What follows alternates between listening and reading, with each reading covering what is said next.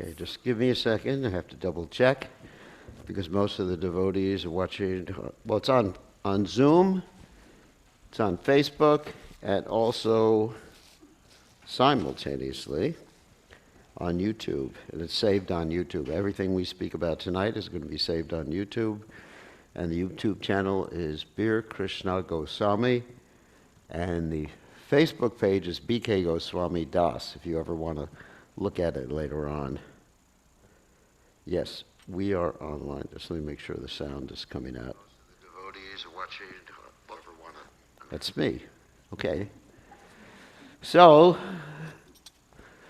let's start. Jaya Radha Madhava Kunja Bihari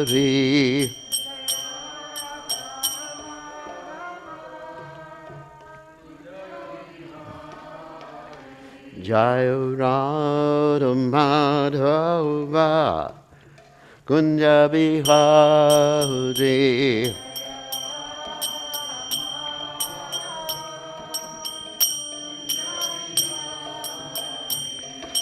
Gopi Jana Balaba Giri Vadadhari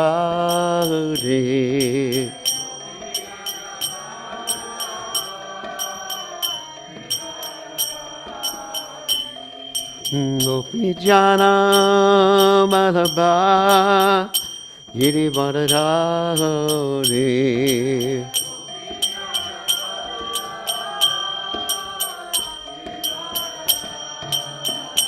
Yasodanandana Brajajanarandana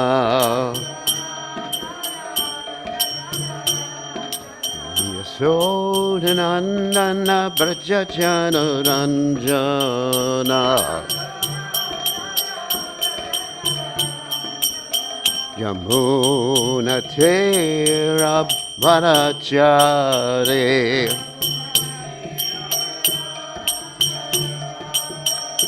Yamuna Tera Vanachare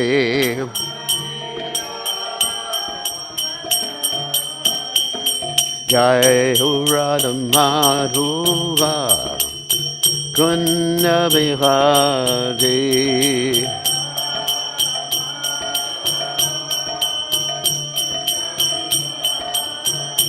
Jai Radha Madhava Kunja Bihari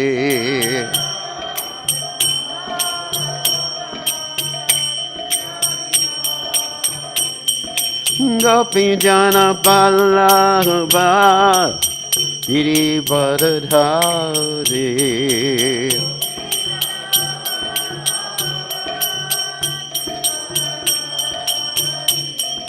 Gopi Jana Balaba Giri Vadadhari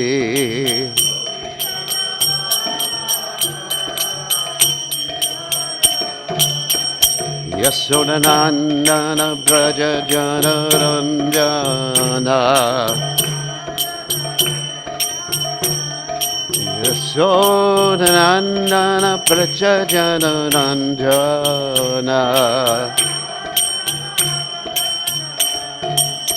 Yamuna Tera Vanachare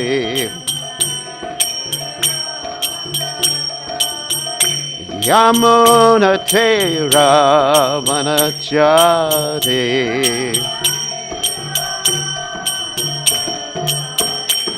Jai Radha Madhava Kunja Bihari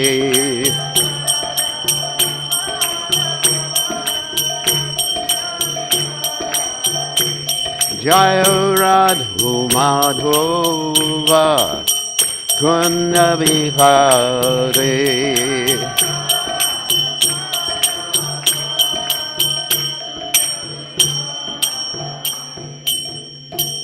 Jai Om Vishnupad Paramahansa Paravidakacharya Also Teta Satashi Shimad His Divine Grace Abhaya Charananda Bhaktivedanta Goswami Srila Prabhupada Ki Jai. ISKCON founder Acharya Srila Prabhupada Ki Jai. Anantakoti Vaishnava Vrinda Ki Jai. Namacharya Srila Haridas Thakur Ki Jai.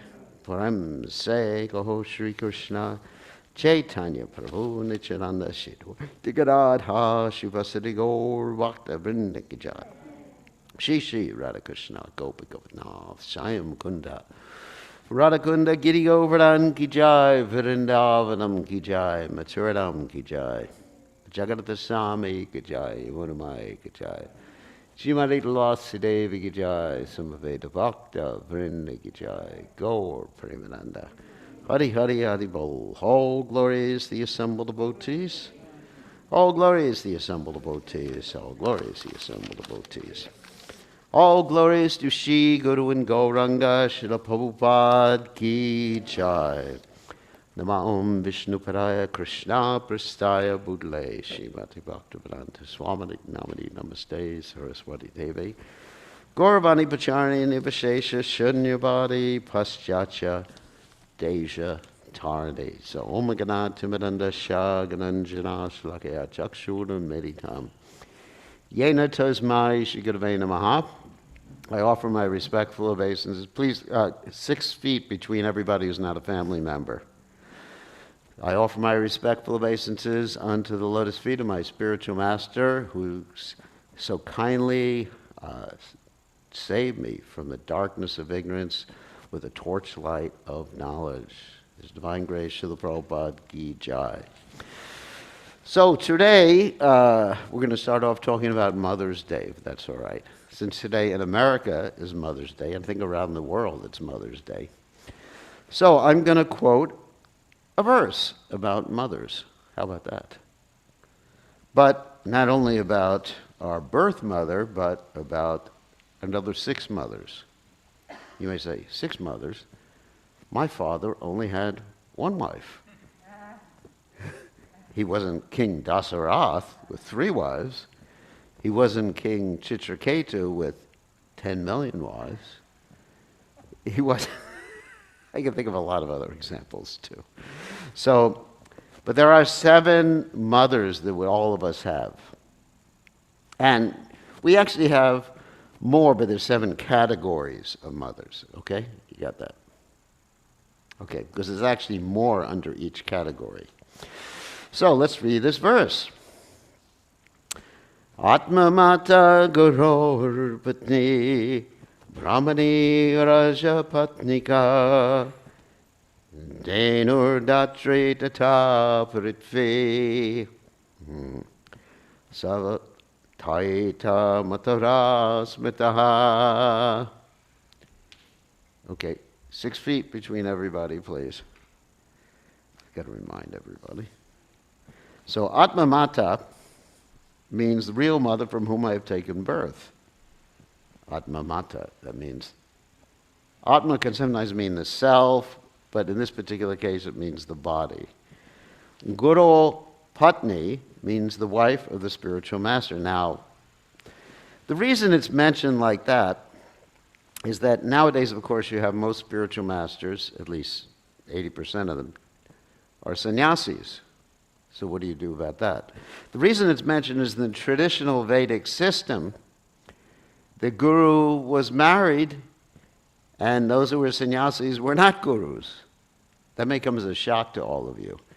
The reason for that was that the brahmachari gurukule vasandanta guroritam, the brahmachari would go to the ashram of the spiritual master and be trained up. So if the guru is a sannyasi, then the sannyasi is traveling usually, so he really can't train you up. So, and also when the brahmachari would go to the ashram of the spiritual master, the brahmachari at a young age would have certain emotional needs which other men cannot satisfy. So the usually not, unless the man is unusual. So therefore, the guru was buried, just like you see Vasishtha Muni. He was the Kula Guru. of the dynasty where Lord Ramchandra appeared, the Surya dynasty. And you have other gurus too. And Sandapani Muni, he was married. Sandapani Muni, who was Krishna's spiritual master. And Sandapani Muni actually had Krishna bring his son back from the dead. It's really interesting. So if you have a real good disciple like Krishna, that's pretty good. Then your Guru Dakshin can be anything you want. So many of us would like disciples like that. So anyways, that's the reason it says Guru Patni. But also, we have many instructing gurus who may be married. Many people help us in Krishna consciousness. So the wife of those particular spiritual masters, or even the husband, because sometimes the wife is actually more advanced than the husband, and sometimes the husband's more advanced than the wife. So, anyway, and then Atma Mata Goro Patni Brahmani. And then Brahmani, the wife of a Brahmana, or learned scholar. Atma Mata Goro Patni. Why learned scholar? This is Prabhupada's words.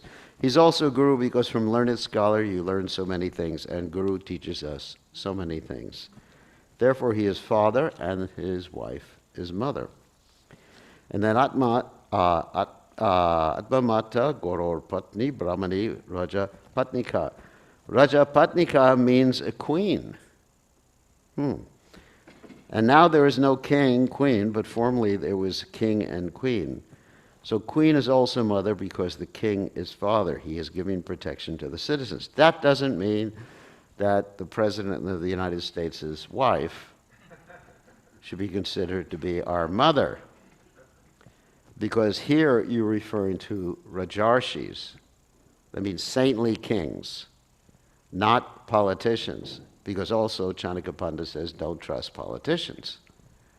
Because politicians lie for various reasons, mainly to get elected, sometimes to make money, and other pecuniary purposes. So therefore, when you have a king who is Raja Rishi means he's the sage amongst the kings. And he also takes advice from the Brahmanas, someone like Ram. Many people in India are hankering for Ram Raj, right? But they don't understand that you need Ram to have Ram Raj. If you have, and this is not a statement about any particular politician, but if you have someone like Ravana, then you don't have Ram Raj.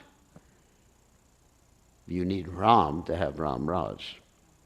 That's very, very important. So anyway, so if you have Ram Raj, then Sita is your mother. And if you have Ravana Raj, then you have, Mandodari.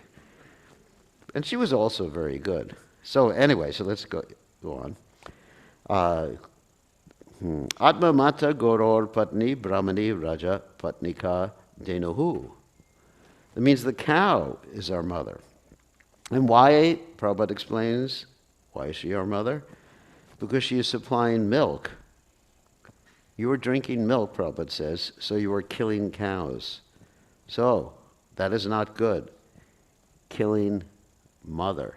This is a very important Vedic conception, how the cow is our mother, because also the bull is considered to be our father, because in the traditional Vedic villages, or Indian villages, the bull would be the one to till the fields, to pull the carts, to do so much work like that. So you got the mother and the father. In fact, you have this story in the Srimad Bhagavatam where Parikshit Maharaj encounters the personality of Kali. And the personality of Kali is torturing the cow and the bull. In fact, he's cutting the bull's legs off. And the bull's legs refer to the principles of religiosity, cleanliness, mercifulness, truthfulness, and austerity. And it's described in the Bhagavatam that the only leg that's standing, at least when Parikshit Maharaj was there, is truthfulness. Of course, I have some doubts whether that leg is standing at all now, because that's the last remaining principle in this age of Kali. So, anyway, so Kali means quarrel. Kali is actually a demigod. And he is sent, He's considered the worst of the demigods. The second worst is named Dwarpa. He's in charge of the previous yuga. So this, and Kali and Dwarpa took birth as Shakuni and Duryodhana. Wow, good pair. And so they're in charge of this age. And this age is filled with so many difficulties. Manda sumanda matayo manda bhagyo padrata. There's people who are unfortunate. Everyone's unfortunate. Even if you have money, you're unfortunate. Short-lived, short memories, bad health. So many discrepancies in this age. And then, of course, you see so many viruses going around. Like everybody here is wearing a mask. I never foresaw this at all, that one day in the Hare Krishna temple I'd be sitting down and giving class with a mask on. Normally I thought, that you go to a hospital and the doctors are wearing masks. No, everybody's wearing masks. I mean, it's incredible. And then you hear about all the injustice in our society, not only in America, of course it's there in America too, but in India, and then even in some other third world countries, people are dying en masse because of religious discrimination, racial discrimination, cheating. And I was just speaking to some of our devotees in India, and they were talking about how all the different items that are needed to keep people alive, like oxygen and everything, are being hoarded by people. So you can still buy oxygen, but it's 5 times the price. So this is not, of course, exclusive to India. I mean, in America, it's like that. In America, you have this cheating going on in the name of virtual currency. Someone came up with a currency named the dog. I'm not going to get into it right now. So, and then people are speculating, because this is gambling. People often ask me, can I invest in these different currencies? And I said, that's gambling, it's speculation. So even if you make a lot of money, let's say you make a lot of money, and you think that you're becoming more fortunate by that, but actually, money or any sort of opulence in this world without Narayan, without Krishna, gives you the association of Durga. We were talking about this earlier today, that many people, they like to worship Lakshmi, but they don't have Vishnu there at the same time. So when you have Lakshmi without Vishnu, who do you got? You have Durga. Now, we love Durga. She's a great Vaishnava, or Vaishnavi. But unfortunately, when you get her, what do you get? You get adhyatmic, adhibodhic, and adhidaivic miseries. Miseries from the body and mind, miseries from other living entities, and miseries from the material energy in general. So Durga actually means to move. The word itself, Durga, to move with great difficulty. So that's more or less equivalent to someone who's in charge of a prison house. He makes sure the prisoners are kept in their appropriate compartments and made to do work for a pittance. Just like if you are ever put into prison, and of course I don't have experience with this, except going to preach. Actually, one time, I'll tell you, one experience I had was one time I was preaching Krishna consciousness and they arrested me for preaching. And what I did is they took away my beads and everything like that, and they gave me a cup, and I started banging the cup and chanting Hare Krishna. And guess what? They kicked me out of prison in a second. Didn't you have to post bail, just like, get out of here, we don't want to see you anymore, because you're having a kirtan in prison. But just like if you're actually in prison, actually convicted of a crime, then you get paid sometimes a few pennies a day. Whoops. Okay, no mobile phones. You get paid a few pennies a day for working for the state or building the roads. In fact, that's how the roads in Florida got built. They had chain gangs. They would chain all the prisoners together. and make them work. So in the same way, in this world, we're made to work hard. That's called pavarga. The word pavarga in Sanskrit is quite an interesting word, and it can be broken out into many other different words like pa, ma, ba, parishma. And I'm not going to go into the whole analysis, but basically it means hard work, foaming at the mouth, fainting, and finally mrityu, death.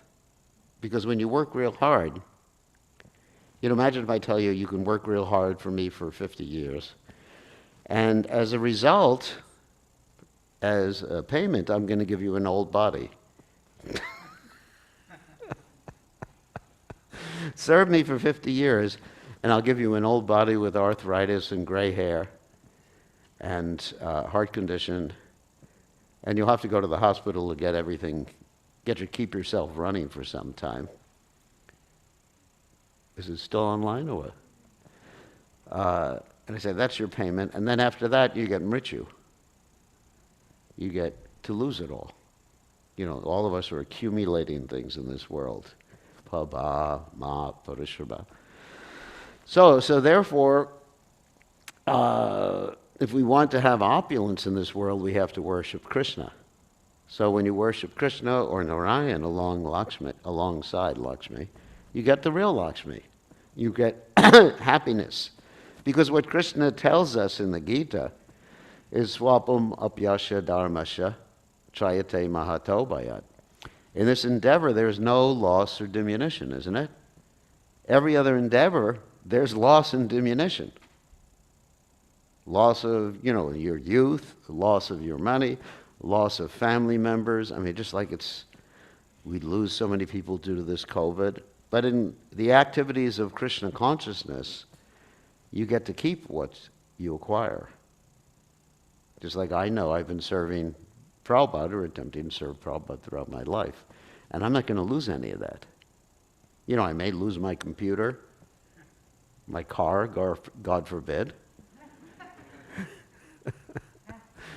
But what I've done for Krishna, whatever I've done for Krishna, is never lost. Isn't that wonderful? So anyway, so that's really important to understand. So getting back to the point about, of course, we're talking about the cow and religious principles and things like that. So this age of Kali, people are engaged in so much cow slaughter and exploitation of the cow. And this is one of the most horrendous activities that we can imagine. And then finally, Prithvi, the last one is interesting. Prithvi can mean earth, it can also mean the material nature. So that's the last mother. And we find ourselves exploiting that mother also in so many ways. I was giving a class earlier today about this, how through the pollution of the environment, the throwaway culture that we have, there's actually virtually continents of plastic floating in the ocean right now as we talk. Right in the middle of the Pacific Ocean and some of the Atlantic Ocean. And then when you drink your water, there's all these microparticles of plastic in the water. It's incredible how we've polluted the environment. And then we complain, the global warming, hurricanes and tornadoes and so much bad weather that we're experiencing right now. And that's all due to the mistreatment of the earth. So anyway, so this Mother's Day, we should remember these 7 mothers and respect these 7 mothers. Incidentally, the men should see every lady who they're not married to as a mother. That doesn't mean practically that you go up to them and you ask them for an allowance like you would ask your mother for. There's a way to take that literally and there's a way to take it figuratively. That means with great respect. And we see this in our Vaishnava history. I mean, let's take the example of Lord Ram. And not only Lord Ram with Kausalya, but even with Kaikeyi. You've all heard of Kaikeyi before? Now, Kaikeyi was influenced by mantra. And Manthara was like the nurse of Bharat who brought Bharat up. Anyway, for those of you who don't know the Ramayana, there are four brothers, Ram, Lakshman, Bharat, and Shatrugna. And so Kaikeyi was the mother of Bharat. And she wanted her son to be enthroned. I'm just saying this for people who don't know what I'm talking about.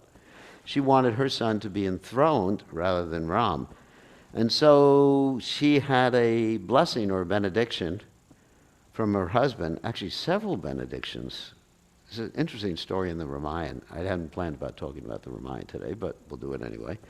There's an interesting story in the Ramayana how when Dasarath, who is the father of Ram and also husband of these three ladies, he actually got married to Kaikeyi, and she's from Kekeya.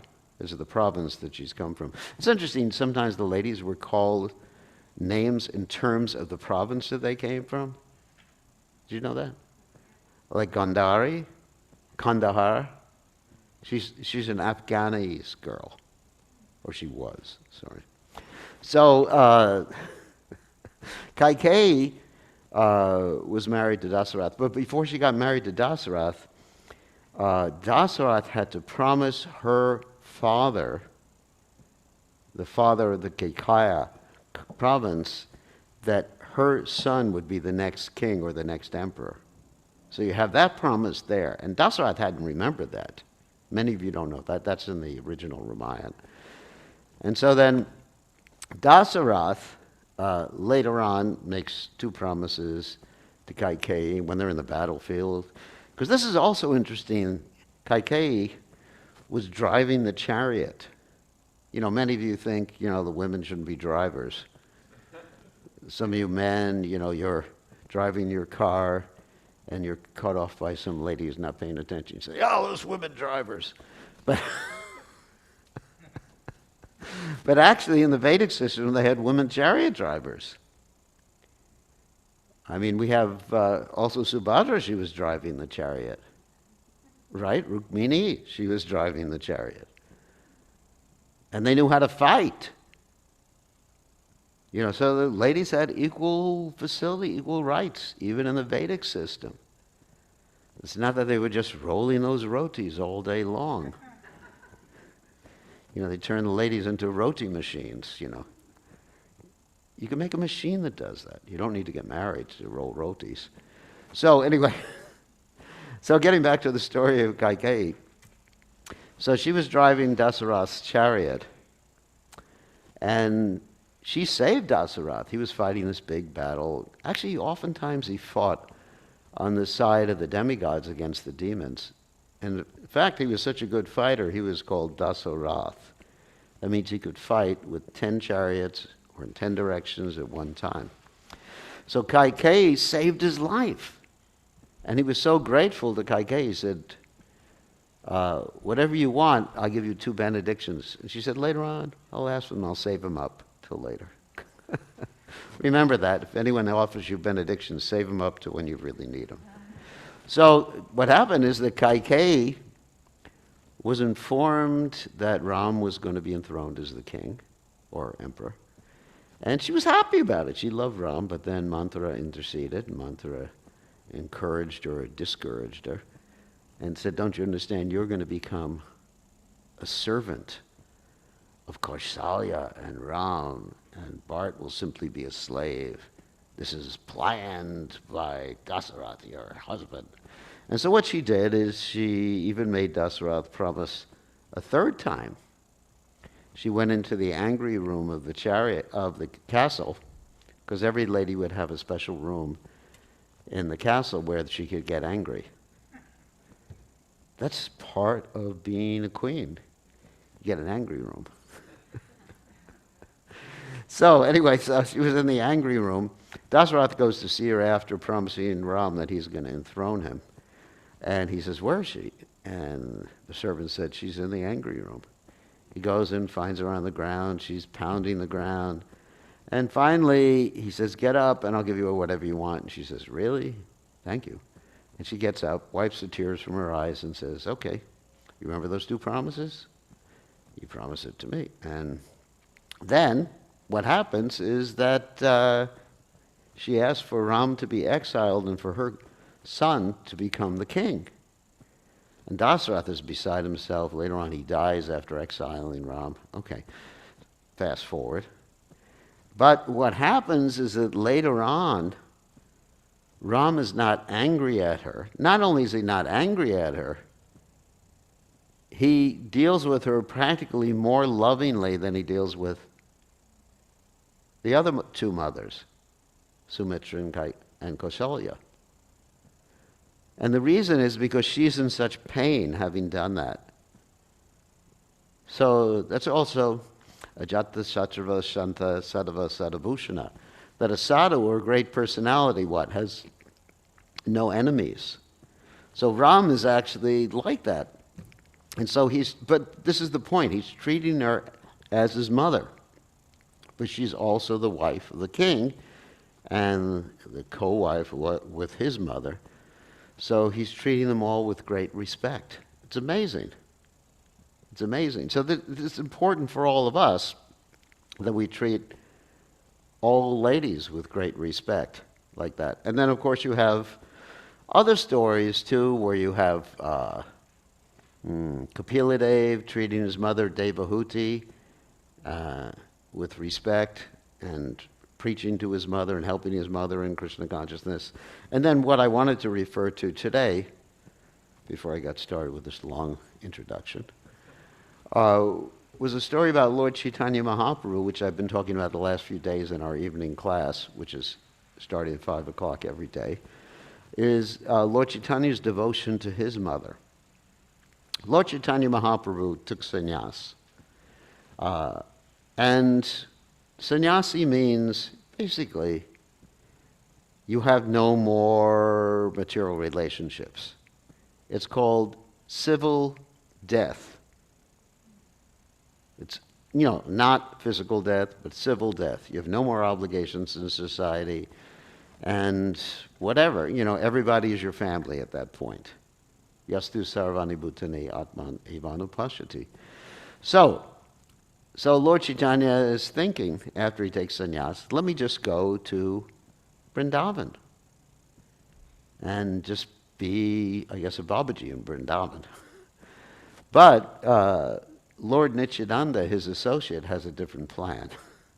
Because Lord Nityananda knows how much the devotees, including Lord Chaitanya's mother, loves him.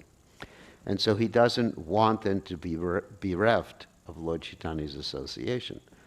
So Lord Chaitanya goes to Vrindavan, but he's not actually on the way to Vrindavan because he's tricked by Lord Nityananda to think that he's going to Vrindavan.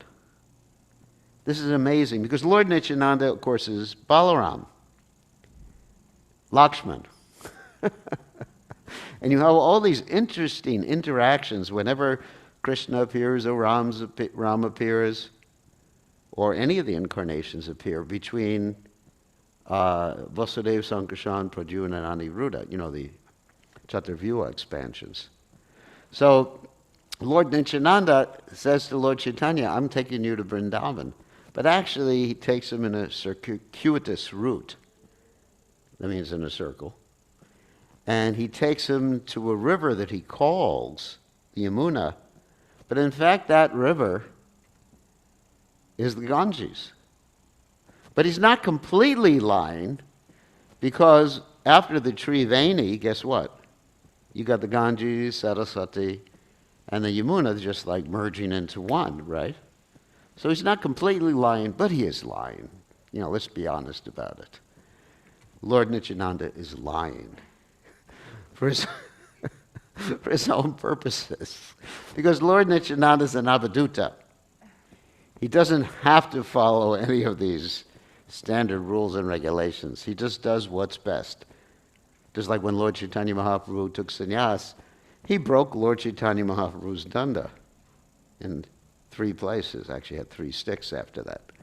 So Lord Nityananda doesn't have to follow etiquette. So anyway, so Lord Nityananda leads Lord Chaitanya Mahaprabhu to the Ganges. Lord Chaitanya thinks it's the Yamuna. He jumps in to the Ganges thinking, oh, the Yamuna Mai ki jai. And then he sees Advaitacharya on the other side. And he goes, what are you doing in Vrindavan? And then Advaitacharya has a perfect response. He says, wherever you are is Vrindavan, which is true. Wherever a pure devotee, wherever Krishna is in his original form, like Lord Chaitanya is Krishna himself in the mood of Radharani, that's Vrindavan. Like here, you are all sitting in Vrindavan now because Radha Golokananda is right there, right? So it's not a lie. And then he gives Lord Chaitanya some garments because Lord Chaitanya's clothes are all wet. And he brings Lord Chaitanya Mahaprabhu into his house, and Lord Chaitanya Mahaprabhu and Lord Nityananda, they're taking prasad, and Lord Nityananda is fighting with the Dvaitacharya. But that's not the purpose of my telling the story. But then they bring Lord Chaitanya Mahaprabhu's mother there. And Lord Chaitanya says to his mother, remember he's a sannyasi, civilly dead, not allowed to go back to his same village, prohibited. Sannyasi should never go back to the same village. Why not? Back to the same village? Because it brings so many memories of your childhood, so many attachments. So sannyasi is supposed to become detached from this world and attached to Krishna. But if you're starting to think about all your childhood escapades, it really doesn't help. I mean, it's a great allurement. And oftentimes I give the example that once in a while I've gone on Google Earth and zoomed in on my childhood house and just like visited my childhood, this is a confession, zoomed in on my childhood house to remember my childhood pastimes. This is my room, this is my brother's room, this is where we played baseball, like that. And then just, Maya. Or when someone plays a song that you heard when you were young, some Bollywood song, go, go, Govinda, go, go, Govinda. I'm sure you know that movie. So anyways, someone plays a song, it just brings back all these thoughts. But of course, one is supposed to come to the point of what? Remembering Krishna. Yam yam vapi smaran bhavam, yasati ante kalevaram. At the end of this life, you better remember Krishna, because if you don't remember Krishna, then look at Bharat Maharaj. Then you're going to take birth as a deer, or you'll take birth as an insect in the house that you grew up in. Or you'll take birth as your son's son, or you'll take birth as a cobbler in the same village where your children are growing up, and you'll be beaten by your children when they're not satisfied with the shoes that you're making. This is a story Prabhupada tells, anyway. So therefore, a sannyasi, generally, he has to be detached. This is really important, not to be reminded of his because sarvopadi vinir muktam tat paratvaina nirmalam rishikena rishikesha sevanam bhakti. One has to be free from all these designations. You know, I'm American, I'm white, I'm black, I'm Indian, and this and that, you know, Brahman, Kshatriya, Vaishya, Shudra. In fact, traditionally, when a sannyasi took sannyas, he even took off his Brahman thread, because that's a designation. I mean, we keep Brahman threads because that's part of preaching. But even he would take off the Brahman thread, shave off everything, because it'd get rid of all these upadis, these designations. Nowadays, sometimes you find people taking sannyas and they become more sexist and racist than they were before. But that's not sannyas. Sannyas means yastu sarvani bhutani atmane vanupashati, to see everyone equally. So getting back to the story of Lord Chaitanya's mother, obviously, that's why I'm telling the story. So Lord Chaitanya Mahaprabhu meets his mother for the first time after taking sannyas. And he says to his mother, "Mother, this body belongs to you.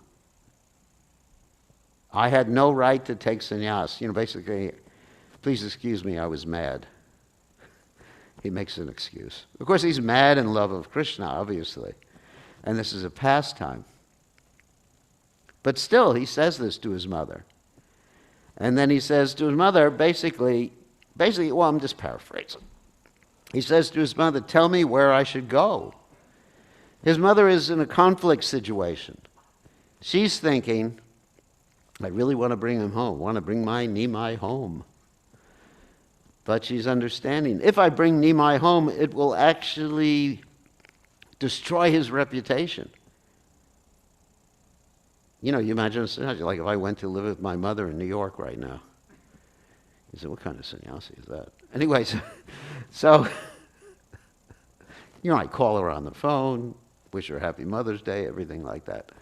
But it'll destroy. So she's thinking, I don't want to do that. But at the same time, I don't want him going to Vrindavan either. But Lord Chaitanya wants to go to Vrindavan.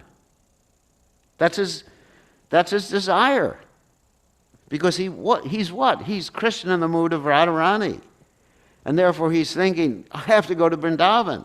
Because Radharani never leaves Vrindavan, and Krishna never leaves Vrindavan, even though he may not be manifest sometimes. So Lord Chaitanya is thinking, I got to get to Vrindavan, right? I mean, later on he visits Vrindavan, later on in his pastimes. But she's thinking, I don't want him going to Vrindavan. So you have this conflict going on. I want him home. I don't want him going to Vrindavan. So they come up with a win-win. What's the win-win? She says, you should go to Jagannath Puri. And Jagannath Puri is close enough so I'll always get word of where you are, because devotees are going back and forth continually. And in this way, I will always be connected with you. And Lord Chaitanya being obedient to his mother. Of course, this was his desire. Obviously, Krishna is in the heart. Lord Chaitanya is in everyone's heart, including the heart of his mother. And he's having his mother speak that way because that's his desire to go to Jagannath Puri, because in Jagannath Puri, the most intense mood of vipralamba, or separation, is experienced between the Lord and his devotees. You see the Rath Yatra is a ceremony of Krishna, come back to Vrindavan, Krishna come back to Vrindavan, dragging Krishna back to Vrindavan. So anyway, what Lord Chaitanya, the main point I'm making is that Lord Chaitanya listens to his mother. He's the greatest devotee of his mother. So the moral of the story is listen to your mother.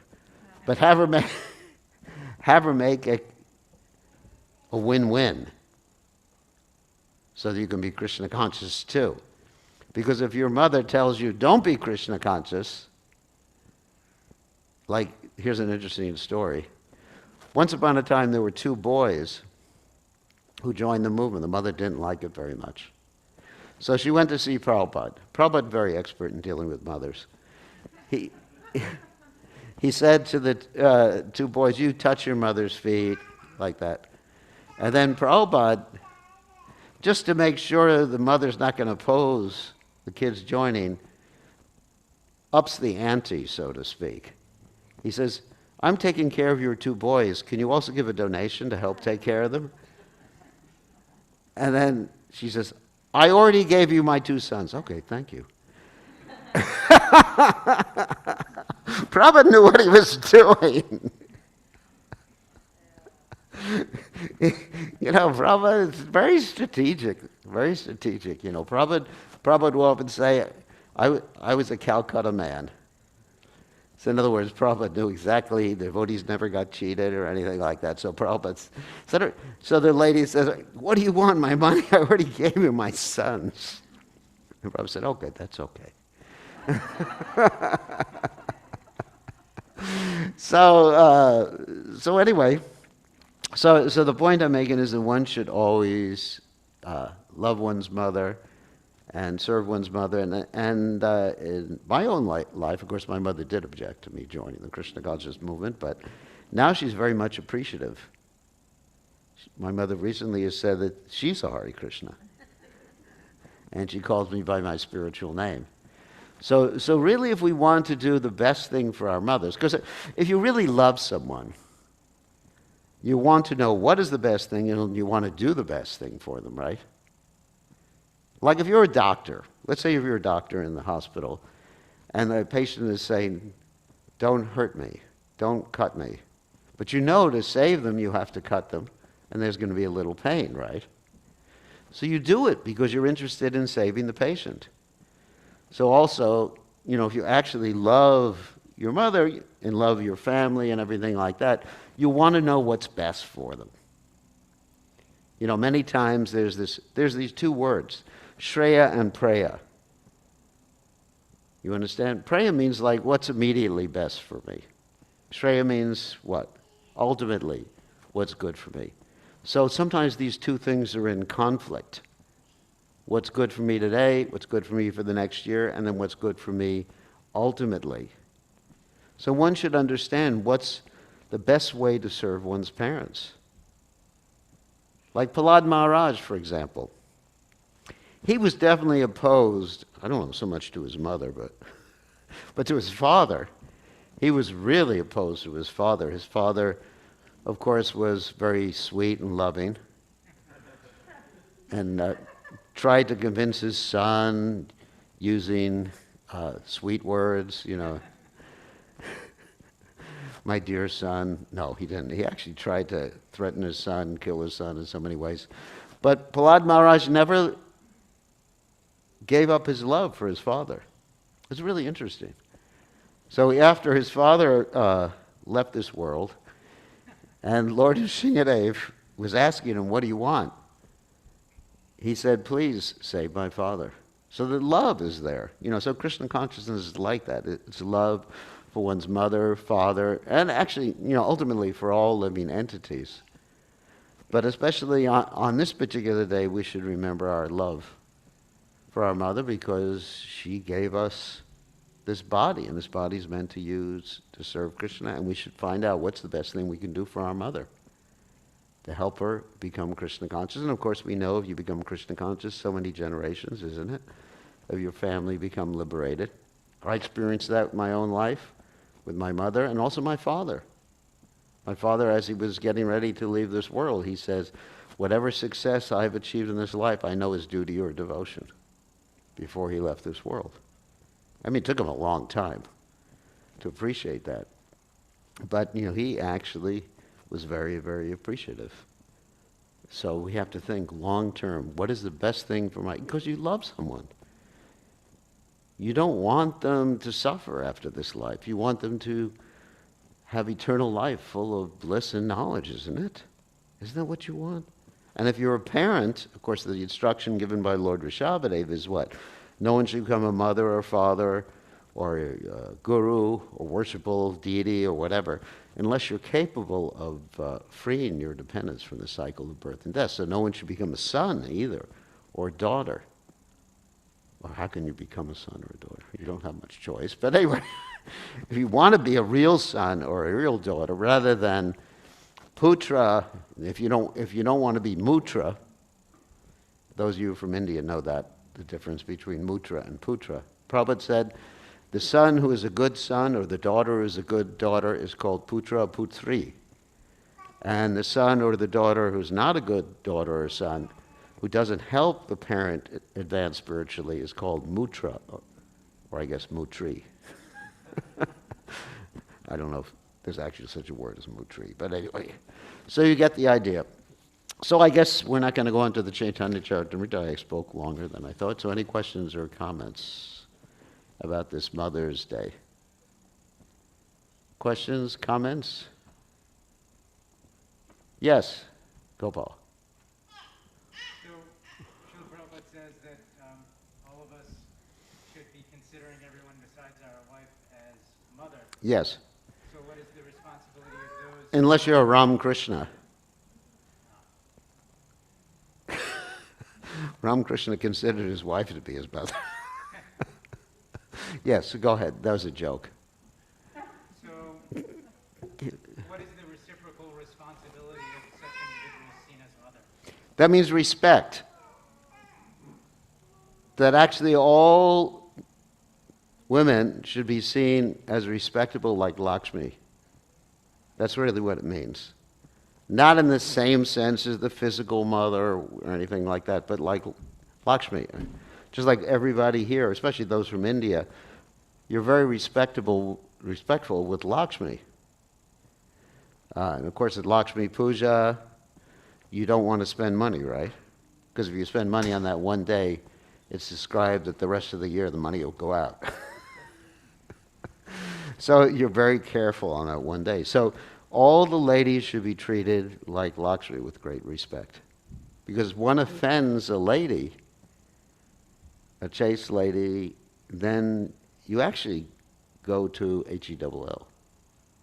It's actually the most dangerous thing to do, to offend a chaste. Don't offend a man either. Not just say, well, you're not a lady, I can offend you. But it's really important when this is civilized society. I mean, you see in the case of the Kuru dynasty, the whole dynasty was destroyed because of the offenses against Draupadi. I mean, everything got destroyed because of that. So one should never, I mean, and Duryodhana had to have his thighs broken just because he suggested something with Draupadi, right? He said that Draupadi should sit on his lap. You know, just a great offense. Just because of that, his thighs were broken. So you really have to be careful of not offending ladies, because all ladies should be seen as mothers in the sense of respectable. You know, I always thought about this. You know, what am I going to do with someone who's like 50 years younger than me? Am I going to think, Mommy? You know, it's kind of hard. It's a real stretch of the imagination, isn't it? Okay, Mommy, I'm your son. No, what I just think, you know, respectable. And no offense, no yelling, or anything like that. And you see, Prabhupada said, with those couples, household couples, where the wife and the husband don't argue, Lakshmi is always present there. It is a fact. And when the husband and wife argue and don't cooperate, then the family is bereft of opulence, bereft of happiness. So that's what it means. Yes, Gopal? So in reciprocation of that respect that the mothers are receiving, what is their responsibility to, in which way do they respond? Talk to your wife about that.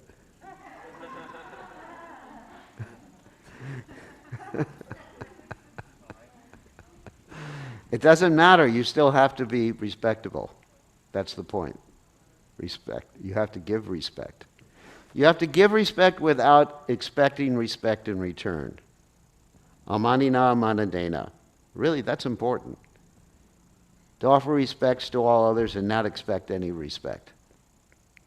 And that will be a test of our, not only relationship, you know, with men to ladies or whatever, but in relationship to all of us. You give respect to others. Namanina manadena kirtaniya sarahari. That's humility. If you expect respect, and that happens, it's very dangerous, especially as one acquires material opulence. What is that? Janmaishvarya shrutasya shibiredamana. If one actually gets wealth or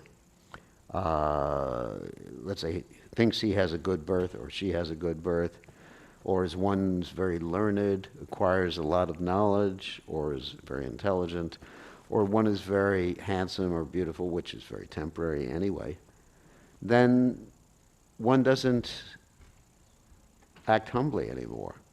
And you expect people to respect you. And it's very dangerous. We should come to the point of not identifying with our external designations, our external opulences, and simply see ourselves as Gopi Bharta Kamala Dasa Dasa Dasana Dasa. We're servants of a servant of a servant of the Lord who maintains the gopis in Vrindavan. Okay.